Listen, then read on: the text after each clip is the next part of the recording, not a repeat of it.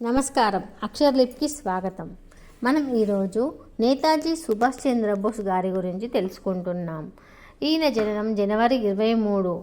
ఈయన భారత స్వతంత్ర సమరయోధుడు. ఒకవైపు గాంధీజీ మొదలైన నాయకులందరూ అహింసావాదంతోనే స్వరాజ్యం సిద్ధిస్తుందని నమ్మి పోరాటం సాగిస్తే, బోస్ మాత్రం సాయుధ పోరాటం ద్వారా ఆంగ్లేయులను దేశం నుంచి తరిమి కొట్టవచ్చునని నమ్మి అది ఆచరణలో పెట్టినవాడు. అతని మరణం ఇప్పటికీ ఒక రహస్యంగా మిగిలిపోయింది అంటారు. చంద్రబోస్ 2 సార్లు భారత జాతీయ కాంగ్రెస్ అధ్యక్షుడిగా ఎన్నికైన గాంధీతో సిద్ధాంతపరమైన అభిప్రాయ భేదాల వలన ఆ పదవికి రాజీనామా చేశాడు. గాంధీ యొక్క అహింసావాదం మాత్రమే స్వతంత్ర సాధనకు సరిపోదని, పోరుబాట కూడా ముఖ్యమని బోసు భావన.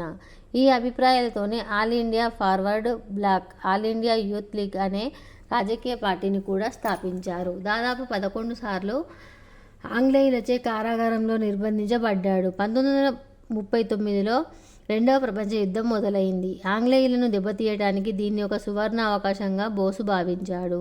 యుద్ధం ప్రారంభం కాగానే అతను ఆంగ్లేయులపై పోరాడేందుకు కూటమి ఏర్పాటు చేసే ఉద్దేశంతో రష్యా, జర్మనీ, జపాను దేశాలలో పర్యటించారు.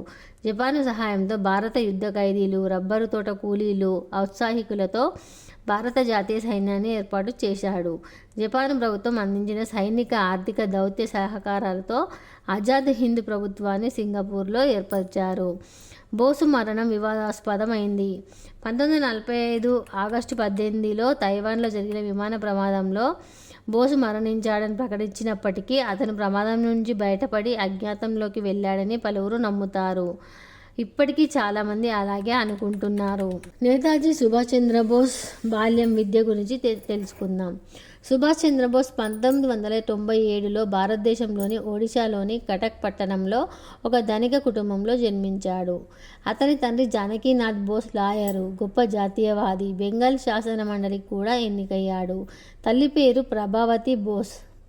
బోస్ కుటుంబం కటక్లోని రావెన్షా కాలేజియేట్ స్కూళ్లలోనూ, కలకత్తాలోని స్కాటిష్ చర్చ్ కాలేజీలోనూ, ఫిట్జ్ విలియం కాలేజీలోనూ సాగింది. 1920లో బోస్ భారతీయ సివిల్ సర్వీసు పరీక్షలకు హాజరై అందులో 4వ స్థానంలో నిలిచాడు. ఇంగ్లీష్లో అత్యధిక మార్కులు సాధించాడు.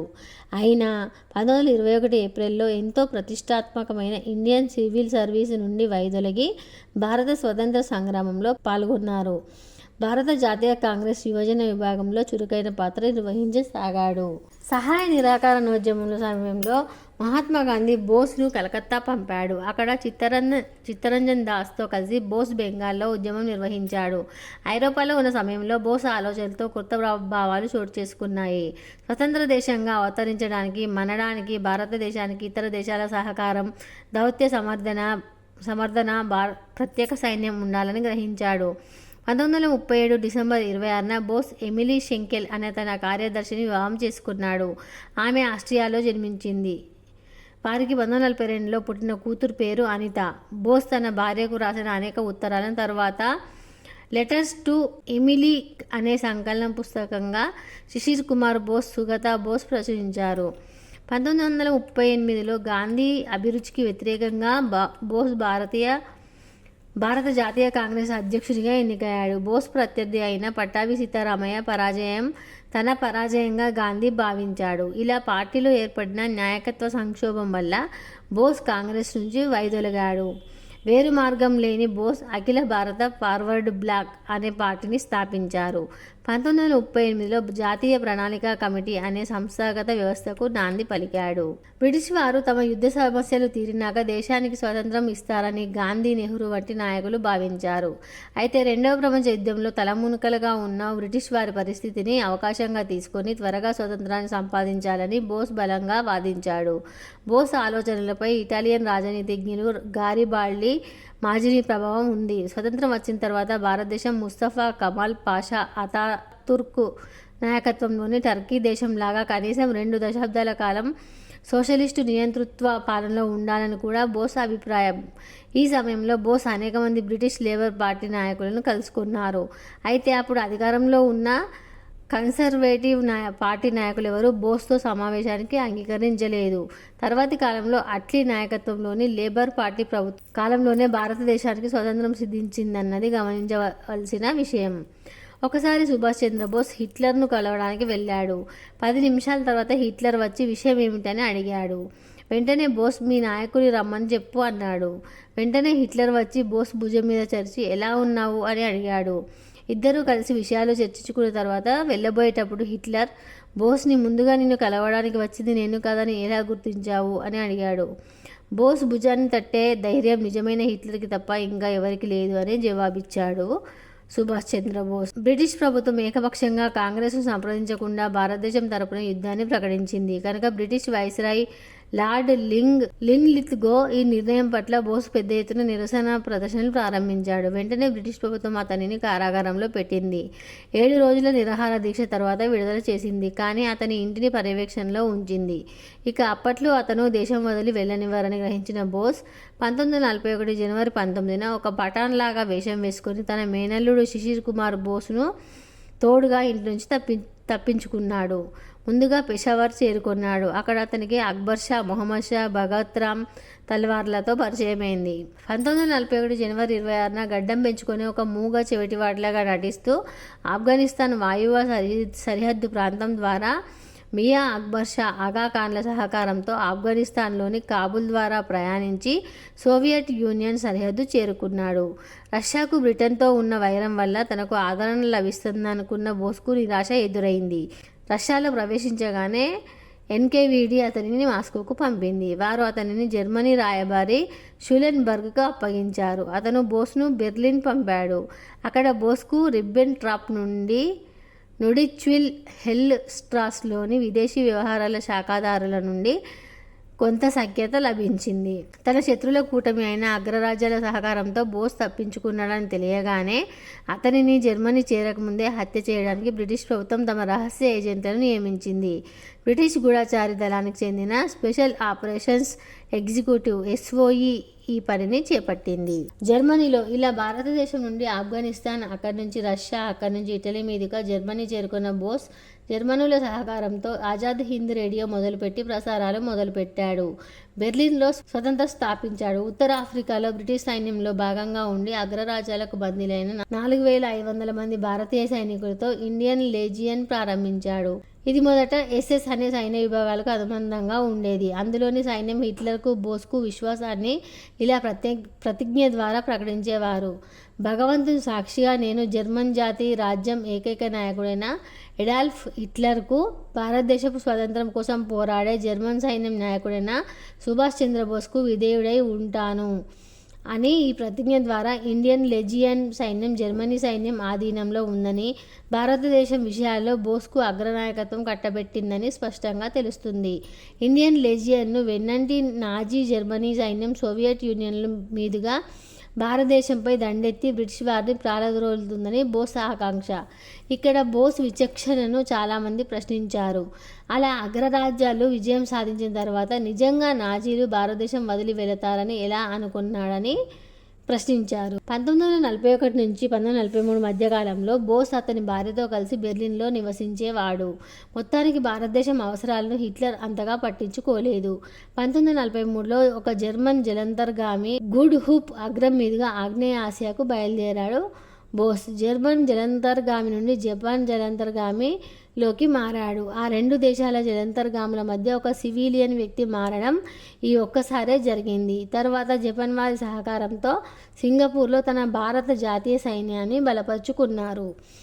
భారత జాతీయ సైన్యాన్ని మోహన్ సింగ్ దేవ్ సెప్టెంబర్ 1942 తేదీన సింగపూర్లో స్థాపించాడు. ఇది రాజ్ బిహారీ బోస్ స్థాపించిన ఇండియన్ ఇండిపెండెన్స్ లీగ్ తరహాలో ఉంది. అయితే జపాన్ హ్యాంగ్ కమాండ్కు చెందిన హికారి కికాన్కు మోహన్ సింగ్కు భేదాలు రావడం వల్లను, మోహన్ సింగ్ దీన్ని జపానీయులు కేవలం పావుగా వాడుకుంటారని భావించడం వల్లను చేశారు. మోహన్ సింగ్ను అదుపులోకి తీసుకున్నారు. బలగాలను యుద్ధ ఖైదీలుగా జైలుకు పంపించారు. 1943లో సుభాష్ చంద్రబోస్ రాకతో సైన్యం ఏర్పాటుకు కొత్త ఊపిరి ఊదినట్లయింది. అదే సంవత్సరంలో జూలైలో సింగపూర్లో జరిగిన మీటింగ్లో రాజ్ బిహారీ బోస్ సుభాష్ చంద్రబోస్కు సంస్థ పగ్గాలు అప్పగించాడు. బోస్ పిలుపుతో చాలామంది దేశభక్తులు సైన్యంలో చేరడమే కాకుండా దానికి ఆర్థిక సహాయం కూడా అందించారు. మిలిటరీ నుండి వ్యతిరేకత ఎదురైనా బోస్ ఆజాద్ హింద్ విప్లవాన్ని సమర్థించుకోవడాన్ని మానలేదు. జూలై 4, 1944లో బర్మాలో భారత జాతీయ సైన్యం పాల్గొన్న ర్యాలీలో ఆయన చేసిన వ్యాఖ్యలు చాలా ఉత్తేజపూరితమైనవి. వీటిలో చాలా ప్రసిద్ధిగాంచిన ఒక వాక్యను మనం ఇప్పుడు విన్నాం.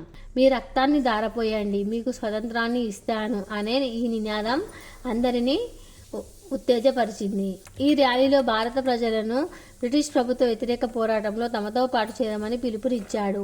హిందీలో సాగిన ఈ ప్రసంగం అత్యంత ఉత్తేజభరితంగా సాగింది. ఈ సైన్యంలోని దళాలు ఆజాద్ హింద్ ప్రభుత్వాధీనంలో ఉండేవి. ఈ ప్రభుత్వం తానే స్వంతంగా కరెన్సీ, తపాలా బిల్లలు, న్యాయ, పౌర నియమాలను రూపొందించింది. దీన్ని అగ్రరాజ్యాలైన Germany, Japan, Italy, Croatia, Thailand, Burma లాంటి దేశాలు కూడా ఆమోదించాయి. ఇటీవల జరిపిన పరిశోధనల మూలంగా రష్యా, సంయుక్త రాష్ట్రాలు కూడా దీన్ని ఆమోదించినట్లు తెలుస్తుంది. సుభాష్ చంద్రబోస్ అదృష్టం గురించి తెలుసుకుందాం. అధికారికంగా ప్రకటించిన దాని ప్రకారం బోస్ ఆగస్టు 18, 1945లో తైవాన్ మీదుగా టోక్యోకు ప్రయాణిస్తుండగా విమాన ప్రమాదంలో మరణించాడు. కానీ ఆయన శవం మాత్రం కనుగొనబడలేదు. దీనివల్ల ఆయన బతికి ఉండవచ్చునని ఎన్నో కథలు ప్రాచుర్యంలో ఉన్నాయి. వాటిలో ఒకటి బోస్ సోవియట్ యూనియన్కు బందీగా ఉండగా సైబీరియాలో మరణించాడని. దీనిని విచారించడానికి భారత ప్రభుత్వం చాలా కమిటీలను ఏర్పాటు చేసింది.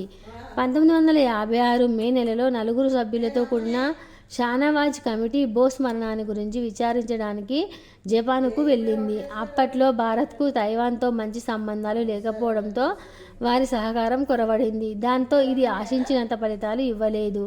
కానీ 1999, 2005 విచారణలో చేపట్టిన ముఖర్జీ కమిషన్ తైవాన్ ప్రభుత్వంతో చేతులు కలిపి బోసు ప్రయాణిస్తున్న ఏ విమానము అక్కడ కూలిపోలేదని నిర్ధారణకు వచ్చింది. అంతేకాకుండా అమెరికా ప్రభుత్వం కూడా దీన్ని సమర్థిస్తూ ఈ కమిషన్కు లేఖను పంపడం జరిగింది. ఈ కమిషన్ తన నివేదికను నవంబర్ 8, 2005 ప్రభుత్వానికి సమర్పించింది. దీన్ని ప్రభుత్వం మే 17, 2006లో పార్లమెంటులో ప్రవేశపెట్టింది. ఈ కమిషన్ నివేదిక ప్రకారం బోస్ విమాన ప్రమాదంలో చనిపోలేదని, రెంకోజీ గుడిలో ఉన్నది ఆయన చితాభస్మం కాదని తేలింది. అయితే భారత ప్రభుత్వం మాత్రం ఆ కమిషన్ నివేదికను తిరస్కరించింది. అపరిచిత సన్యాసి 1985లో అయోధ్య దగ్గరలో ఉన్న ఫైజాబాద్లో నివసించిన భగవాన్జీ అనే సన్యాసే మారువేషంలో ఉన్నది బోస్ అని చాలామంది నమ్మకం. కనీసం 4 సార్లు తనని తాను బోస్గా భగవాన్జీ చెప్పుకున్నాడు. ఈ విషయం తెలిసిన బోస్ అభిమానులు బోస్ బ్రతికే ఉన్నాడని గట్టిగా నమ్మేవారు. భగవాన్జీ మరణానంతరం అంటే సుభాష్ చంద్రబోస్ మరణానంతరం అతని వస్తువులను ముఖర్జీ కమిషన్ పరిశీలించింది. స్పష్టమైన ఆధారాలేవి దొరకనందున భగవాన్జీ బోసు ఒక్కరే అనే వాదనను కొట్టివేసింది. తర్వాత హిందుస్థాన్ టైమ్స్ వంటి పలు స్వతంత్ర సంస్థలు నిర్వహించిన దర్యాప్తులో అది తప్పని తేలడంతో మళ్లీ వివాదం మొదటికి వచ్చింది. ఏదేమైనప్పటికీ భగవాన్జీ జీవితం, రచనలు నేటికి అంతుపట్టకుండా ఉన్నాయి. ఇది మన సుభాష్ చంద్రబోస్ గారి సమగ్ర జీవిత చరిత్ర. నిజంగా మనకు స్వాతంత్రం తేవడంలో ప్రముఖ పాత్ర పోషించిన సుభాష్ చంద్రబోస్ గారి గురించి తెలుసుకోవడం మన అదృష్టంగా భావిస్తూ ఈ వీడియో కనుక మీకు నచ్చినట్లయితే లైక్ చేయండి, షేర్ చేయండి. అలాగే మా ఛానల్ సబ్స్క్రైబ్ చేసి పక్కనే ఉన్న బెల్ గంటని యాక్టివేట్ చేసుకోవడం అసలు మర్చిపోవద్దు. ధన్యవాదాలు.